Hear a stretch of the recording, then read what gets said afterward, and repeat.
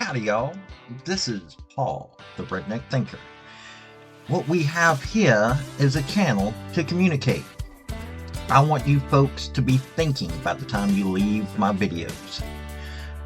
Why? Because I'm tired of people talking via what other people tell them to think. So, watch my video and enjoy the chance to think for yourself. Oh, and if you don't mind, like, subscribe, comment, and I've got a link tree down below that's got my social media, and it has my Patreon if you want to help out. Thank y'all. A city in Wisconsin has a problem with the cop, as it is proven he may not tell the truth all the time. Superior, Wisconsin police officer, Superior, Wisconsin is actually the name of the city, Jared Rankilla arrested a woman, which led to an investigation by his local DA. During the investigation, they realized there were too many lies to trust Rankilla's testimony on this case. It would mean they would not be able to trust his testimony for other cases, which means 40 cases were dismissed. People think this makes cops look bad, which it does. People have to be able to know that the people that committed crimes against them will go to jail. Not when Rankilla is involved, as he is unable to be trusted by a district attorney who made sure of the situation before they took someone to court. Even a simple crime being investigated shows that this DA doesn't want to send innocent people to jail. Could it be that there is starting to be people who want real justice, not a scandal? Let's hope that this continues to be a trend. In the incident report, Rankilla prepared. He noted that he was called at 9:10 p.m. April 13th to the Superior Curling Club, 4700 Tower Avenue. Local media refers to this area as the Superior Fairgrounds, where a woman was flipping over tables, yelling at people, and causing a disturbance. The woman, Erica Peters, 40, of Appleton, was there to watch her son compete in a cage fight. Rankilla recorded that he and two other officers arrived on the scene and that Peters appeared intoxicated and was becoming aggressive with one of the other officers.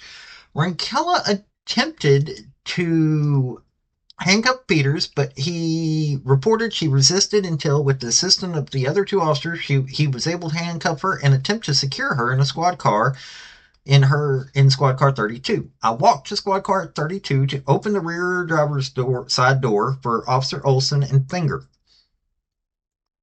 Interesting name. When I did this, Erica turned towards the rear driver's side door of the squad car and kicked it shut. My right hand was in between the door and the B-pillar of the squad car at the time Erica kicked it out.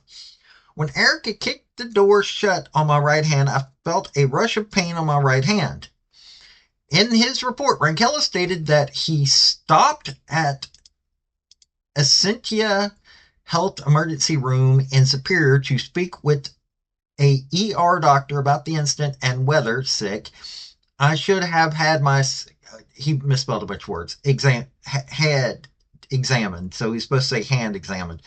At that time, which was approximately 30 to 40 minutes after my hand was slammed in the door, I was no longer feeling pain in my right hand. My hand was tighter than normal, and I noticed it was slightly swollen.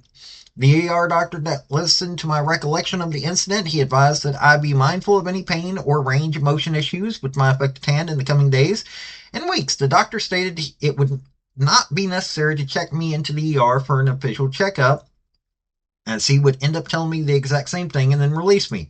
Peters was booked on 3 charges: disorderly conduct, restricting or obstructing an officer, and battery to a law enforcement officer. Only the battery charge is a felony. Peters is ultimately charged only with disorderly conduct and resisting or obstructing an officer. She pled no contest to the disorderly conduct charge, and the other charge was dismissed. Okay, here is what the investigation from the Duluth DA found, and this is coming from via Fox 21 Duluth. So it was the Douglas County DA. Okay, and there's a report that is linked in here. But upon review of Officer Rankilla's body camera footage, Fruhoff sent a 6-page report to Superior Police Chief Winterscheidt that detailed multiple inconsistencies with Officer Rankella's police report. The inconsistencies by Fruhoff include Rankella being heard on video saying he almost got his hand stuck in the door, Rankella seen using his right hand during the on-scene investigation, and video showing no visible injuries such as bleeding, broken skin, or discoloration. I mean, she smashed my hand in the door. I feel like I should go battery to a law enforcement officer, Rankella is heard on body camera video. I was holding the door open and she kicked it shut so hard that my hand went boom. Rankella described while using his right hand to reenact how the door swung shut on his hand without closing the door on it. As for the visit to hospital, GPS data on Rankella's squad car shows he was at Essential Hospital for 2 minutes, 21 seconds. From the time of arriving in the parking lot to exiting and returning to the squad car to leave, according to Fruhoff. Fruhoff documented to Chief Winterscheid that he was bothered by the lack of any photograph of the supposed injury. Fruhoff went on to say to make an arrest for felony battery to law enforcement and not take any photo of the injury is inexplicable to me. Female suspect in this case pleaded guilty to disorderly conduct. The other charge of resisting or obstructing to an officer was dropped. Meanwhile, it is a felony for a law enforcement officer to intentionally falsify police reports. However, after an outside investigation by the Ashland County Sheriff's Office and after Fruhoff's own review of the evidence, he said he is not able to file charges against Rankella at this time. But they are dismissing 40 cases because of this. People wonder why we don't trust police. Well, this kind of proves why we can't trust police. Now, I'm not saying you can't trust all police. I know for a fact that there are good cops around this nation. Problem is that we keep letting the morons have more power than they need to have. Maybe it's time that we start paying attention to what police officers are telling. Until they get used to the point that they have to go back to protecting and serving the people of this country, this is going to keep happening. So, you may not like it because there are a lot of people that don't seem to like it that we are wanting to hold police accountable. I don't care because 40 cases dismissed, that's a lot of man hours. That's a lot of victims.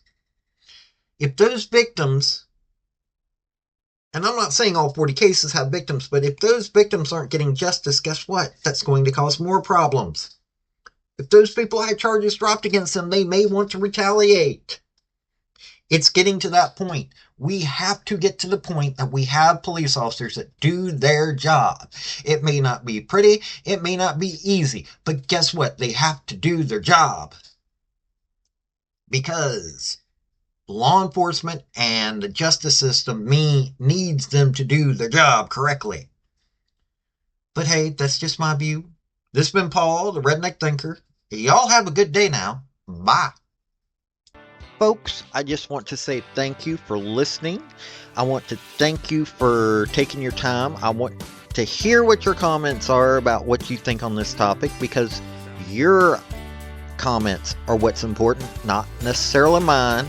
I don't care if you're Republican. I don't care if you're conservative. I don't care if you're liberal. I don't care if you're Democrat. I want to hear your opinion on these topics. I want to thank you yet again for listening to my video. Like, subscribe, and all that other hoopla. This has been Paul, the Redneck Thinker. Y'all have a good day now. Bye.